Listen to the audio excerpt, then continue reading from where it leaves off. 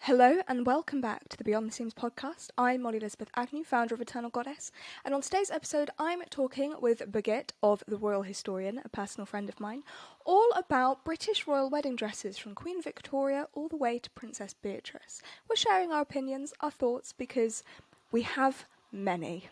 I would like to apologise in advance that there seemed to be some technical difficulties while recording this podcast that didn't show themselves until we'd finished recording. So if it seems like we're talking over each other or that the audio is a little bit muddled, I apologise. We certainly weren't talking over each other. There just seemed to be some kind of lag where I was talking like behind Birgit. I'm not really sure how that happened, but I apologise and hope it's not too distracting. If you want to keep up with future episodes of the podcast and more from Eternal Goddess, make sure you're following us on Instagram. So I think we should start chronologically, obviously, with Queen Victoria in 1840 because, and I think you could probably agree with me, this is where like royal wedding dresses started being very popular. Victoria's dress was literally known? like in newspapers and people talked about it, and before that was not a thing. Alas. It's still This preserved. dress Like is you stunning. can sometimes they put it, they show it to the public, mostly in Kensington Palace. Which I think is where it's kept. It's in the royal collection. Like basically all the dresses we're going to talk about are in the royal collection till today. None of these they don't exist anymore, which I love because this is history and we have to preserve that. But what you'll see, as well as with Victoria's dress, is that parts of it don't exist anymore. Like huge parts of the lace are gone. And that is mostly because she kept using it, which is fun because nowadays we wear our wedding dress for like 2 hours during the ceremony, take it off and then never wear it again. But like these ladies, a couple of ones that we're going to talk about after this, they just kept wearing these dresses. So that's interesting about it. And then obviously the jewelry that she's wearing is for a huge part doesn't exist. These huge earrings. Well, I mean, for the average person, She's not wearing a tiara. But for a Queen of England, and she also wore orange flowers in her blossom. hair instead of tiara. They were orange blossoms, very and much to make it they seem are normal. a symbol for fertility. As is the color white. So we could there is speculation about that's why she wore white, but there's also people who think she wore white because that would make the lace stand out more. I doubt. I reckon she probably, or at least how I would like to think, she wore white because it's angelic, it's naivety. It's Especially youth, if you look at the flowers in her hair, virginity. that's kind of like she had expensive flowers. It was the expensive version of what a farmer girl would wear to her wedding, and that's cute and precious, but it's also a huge part of the PR machine that Victoria and Albert set up together after the whole drama with her uncles who had 10 mistresses and 200 children, and she and Albert really wanted to be this, this happy family that was very like a sort of example of how to behave. So this dress is in many ways just part of that PR campaign. She was, that's my age. She was very, very young. And that meant that all the other young people in the country felt like they could relate with this new monarch. And I think if she'd turned up in, I don't know, a bright green dress with massive tiara and dangling earrings and, coronation I think there were robes, which people she who could would have preferred her to do that, fully actually. out if she wanted to. Yeah.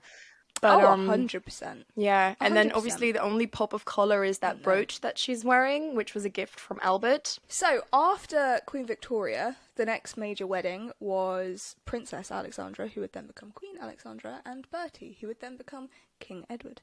Yes. And this is the first photographed at the time. True. Victoria was she and photographed in Albert her wedding dress, had but many years were later. photographed, but not during the wedding, because... but Alexandra was photographed, and that's very nice because, again, parts of her dress are very much gone. Like, if you see what remains of it, it's just silk, but it was covered in a lot more than that, which is nice because that's a fun fact about this dress, is that Alexandra wanted to wear Brussels lace, But then Victoria was like, no, you're wearing British designers. And you'll see that British designers, British lace, British everything, like, is very important to royal wedding dresses. They have to be British, British. And that's very much still the case today. Objectively, she looks It's very much like she should be on the top of a cake.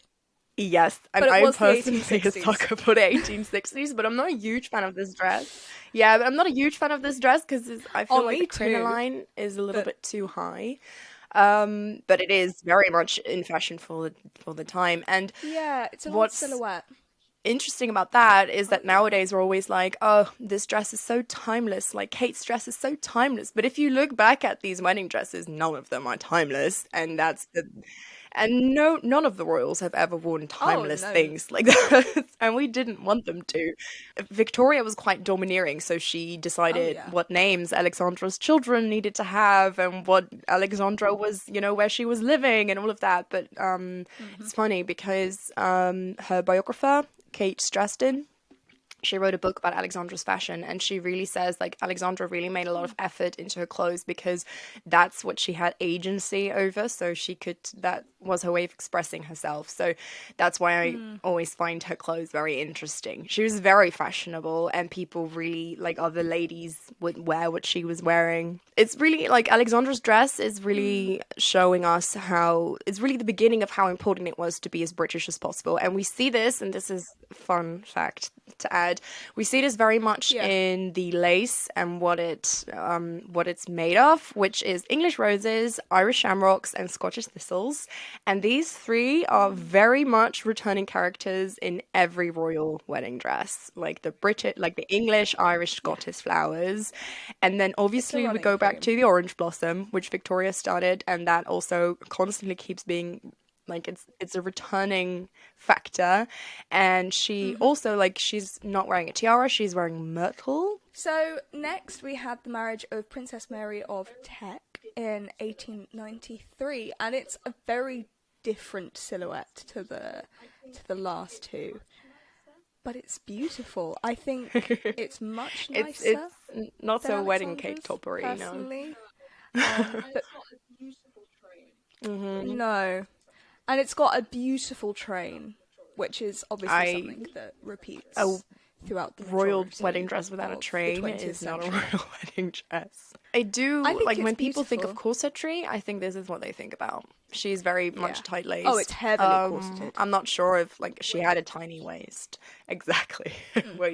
Waist snatched. I love it. I love how large the bouquet is, because actually the dress, I mean, it's not simple, but compared to some other ones, it's actually a little bit understated. What I really love about this time period of the Victorian era is the off-the-shoulder look. I love these, like, I love what it's doing over there, and then, like, with the flowers over the shoulders, and she's wearing this simple but not simple necklace, which gets to shine. She's also wearing a tiara, by the way, which is the first one. So, Queen Elizabeth Bowes-Lyon, the Queen Mother, Duchess of York, she had many a title.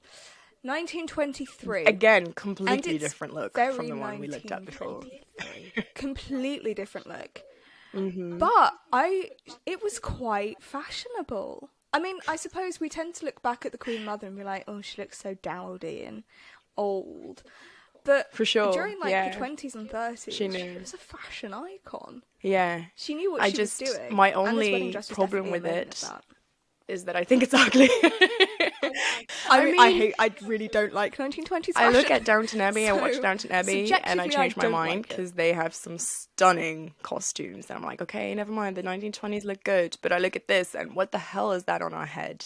And then the silvery thing also contains some green, which I think is fun, actually. Like, adds a pop of color, why not?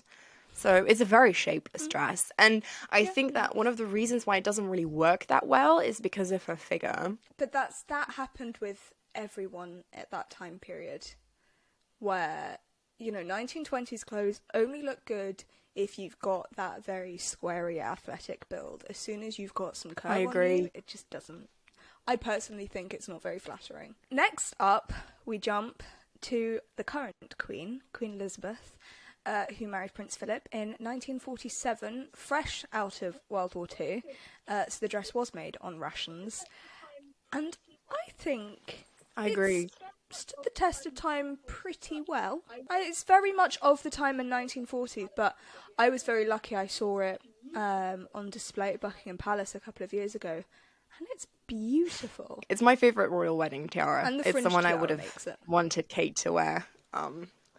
I think this should have been worn by mine Kate, too. but that's a very strong opinion of mine. Agreed. It actually broke down the morning of her wedding. Yeah. No, I Yeah, can and agree then they with had that. to. Yeah, there's it too did much on the space wedding day. between two of the spikes. That's why it's slightly askew. I 100% agree. And once you know it that, adds to you it. see it in every picture. Yeah. Like you just said, it was purchased with ration coupons, but a lot of women actually gifted her their coupons. No, it was forbidden by law to use did. coupons Not from that she someone was else, allowed which to makes use them, sense because obviously, that's but- the whole point of coupons. But then the government just gifted her extra. Obviously. So I mean, sure, like everyone's going to be looking at you, like billions of people are think still is talking fair. about it. So, I mean, it's fair, but at the same time, it's unfair. But I'm glad they did. 13 Right, years shall we between the jump two. 13 That's quite years a time to Princess jump. Margaret, because Same. this is my favourite Same. 20th century royal wedding dress. 100%. It is my favorite as well. By a I country cannot- mile. It's so simple. I love that it's slightly, well, I mean, it's not sheer, but, that lovely neckline. It's playful because she was... It has 30 meters of fabric in the skirt. But princess it was a dress. very conscious choice to make it very simple. Again, this is designed by Norman Hartnell, and That's he a lot. Margaret was very short, like she was tiny, and he just didn't want the dress to wear her.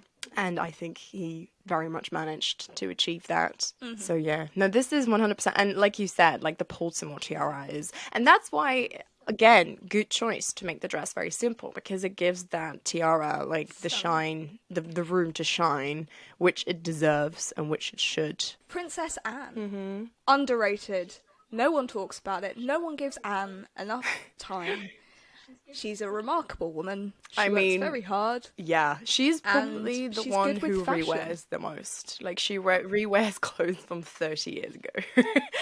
I think Anne has one thing in common with, for Just example, picks Kate, and that is that she's just not that into trends and fashion, like fashion in general. When I'm saying fashion, obviously I mean trends, you know? Anne's not into that. And you see that very well in this dress. Because she was very involved in designing it, apparently. And I think she just really went for something that works for her, you know? It ended up being quite timeless, I think.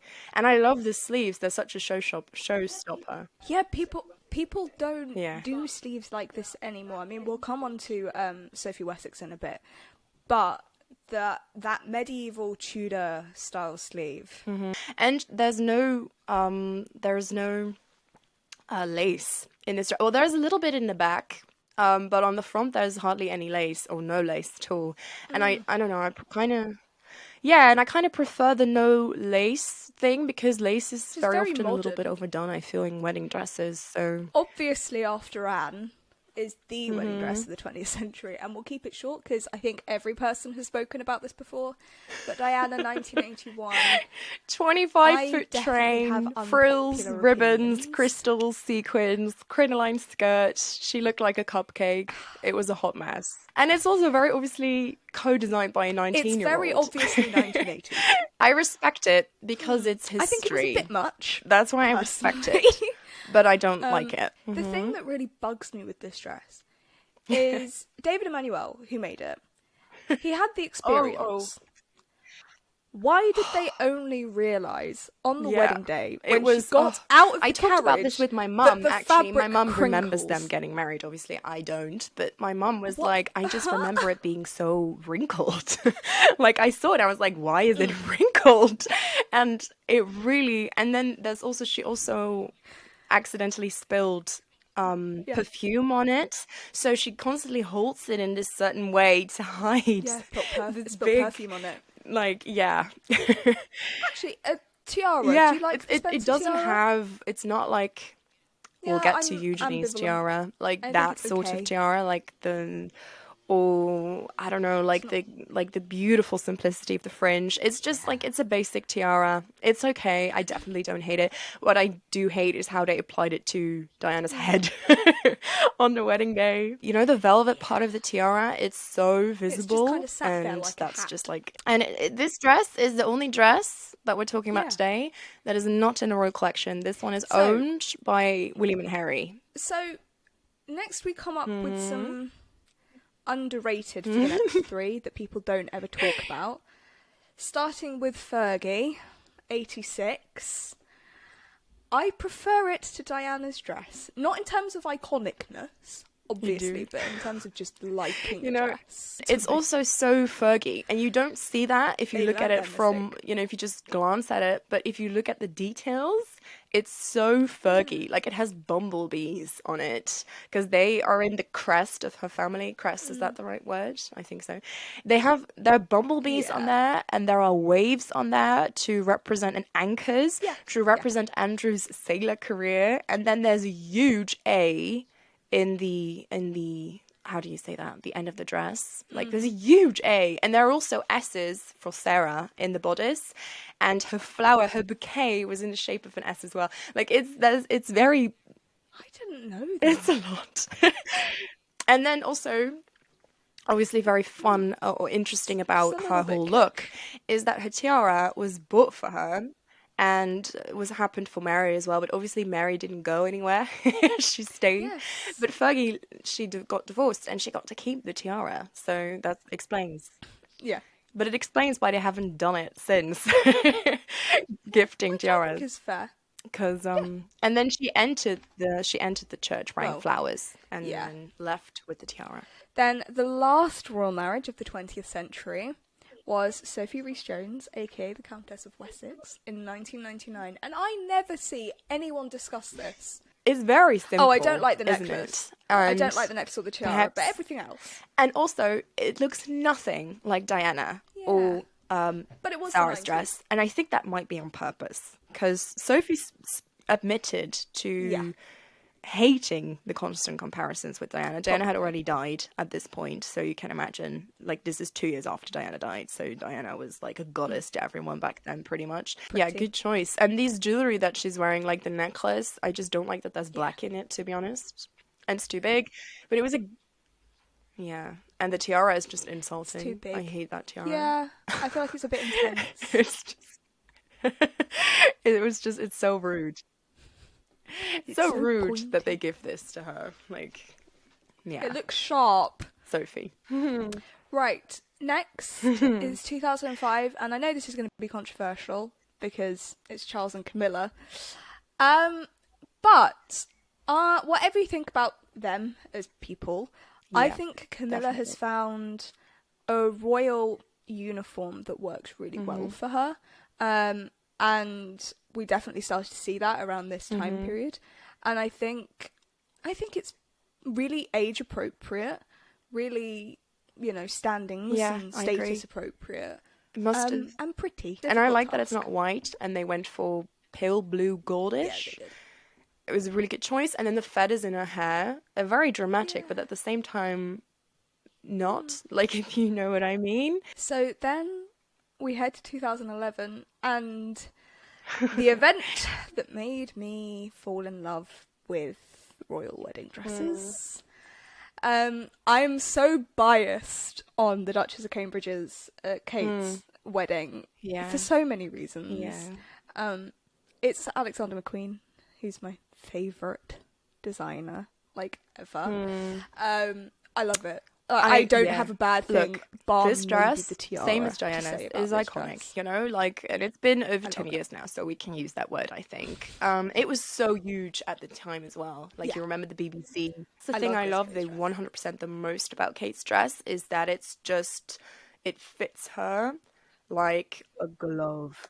Insane. Sarah Burton is master at her craft. The tailoring is 100%. impeccable. And I agree with that. McQueen was honestly the only right Yeah. choice, I think, at that certainly at that point in time. Mm-hmm. So what she could not have chosen anything else, and she keeps choosing McQueen for the big things in her life. So obviously, I say I prefer wedding dresses without lace, but this is Yeah, I'd love lace. to have that too. Very, very well done, and it was made by the British Royal Needle School, something like that, Stunning. and it was in so much secrecy.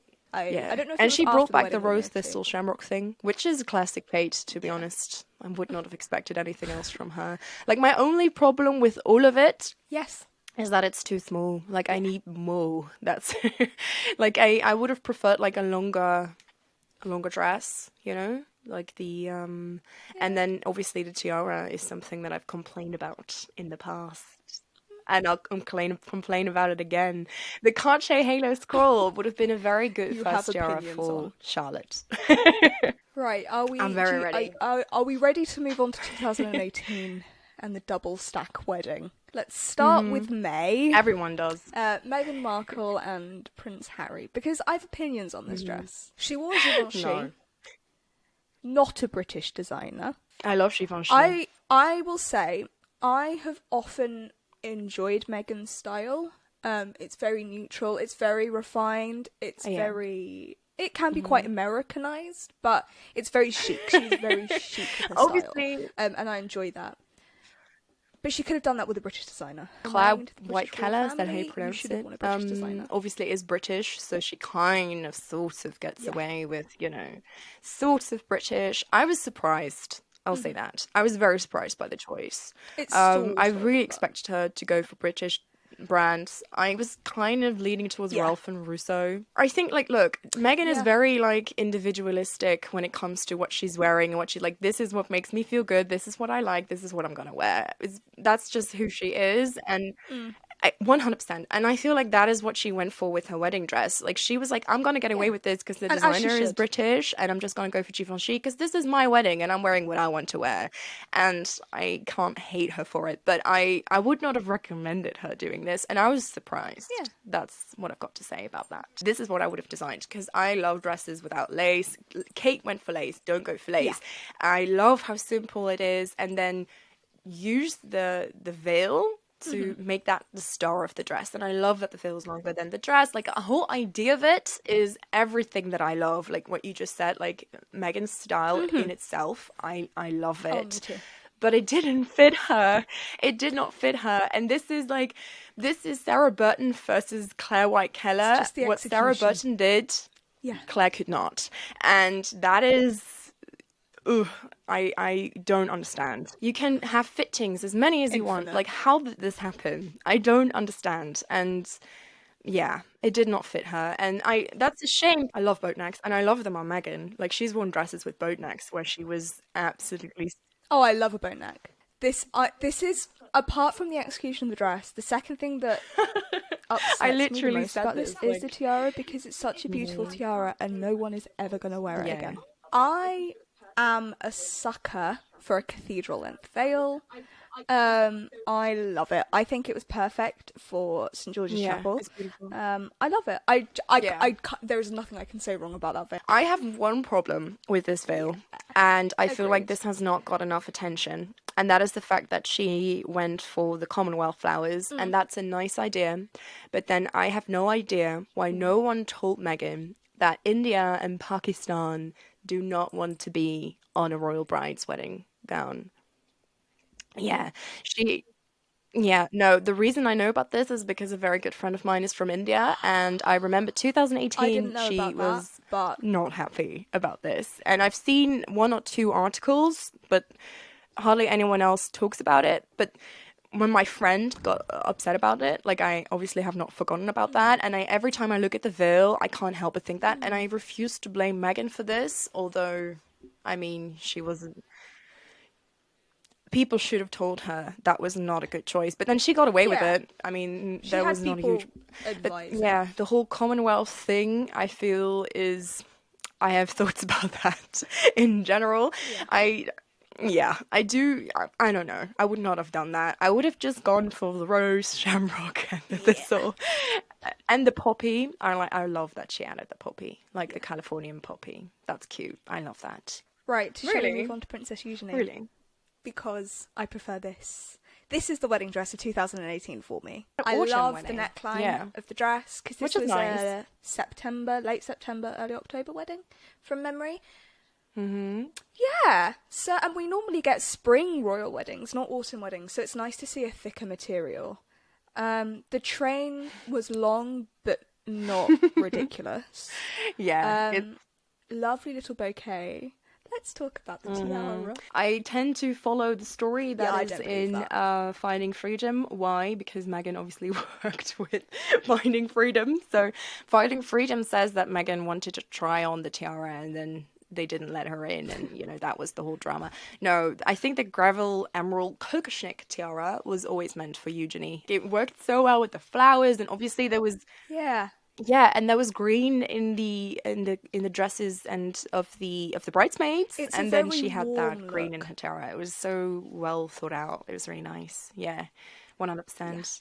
Like if I can say one thing about the dress that I don't like, it's the fabric, and then I mean the way it's embroidered. I feel like that could have been done a little bit better.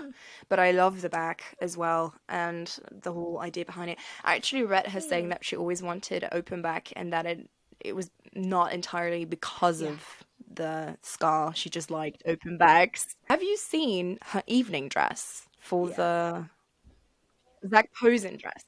Because that is one of the best dresses I've ever seen. I wanted to give it. Zach Posen. Stunning. Maybe. Beautiful. And now we are at the finish line for a pandemic wedding. Princess Beatrice. I was so excited when these images came out. Now that it's been 2 years, my opinions have slightly shifted.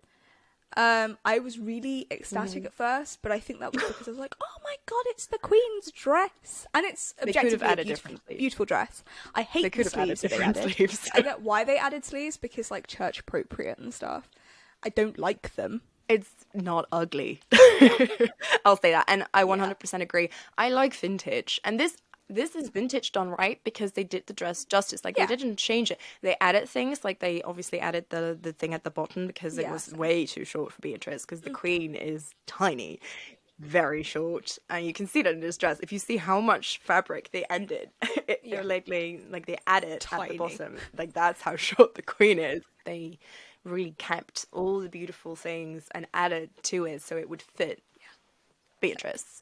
And then obviously she's wearing the Queen's wedding tiara. Yeah. I think it looks overall I think it's a very nice wedding look, and I think it's more beautiful because of the historical and familial. Imagine if this had just been the design. I feel like if it didn't have she the just familial showed up in this dress, and we it would not love it as much. I remember reading somewhere back in the days that she was planning on wearing her own dress, but then she needed a COVID wedding dress, and she went for this.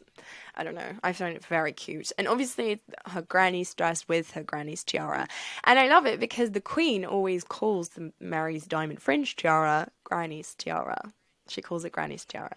So, yeah, it's Granny's tiara. One final note before we finish, because this is such a long podcast episode. Do you think, because clearly she had another wedding dress in the making, do you think we could see that for Charles's coronation? Dependent on what the design was, and dependent on what kind of coronation takes place. Like, I would love to, because I'm very curious to see it. But then I'm overall... I don't want the Queen to die, obviously. Like, I'm not wishing death on anyone making that thing. Although I do think a regency would be a good idea, but that's a different story. Different story. I'm so excited for the coronation just because it's been years. It's been 70 years, and I'm just so excited to see that much grandeur, and I'm so afraid that they're going to tone it down because Charles as well, not very popular, and we've got things and everything. I just hope they're gonna make it one just for me. I'm not British, I'm not paying for it, so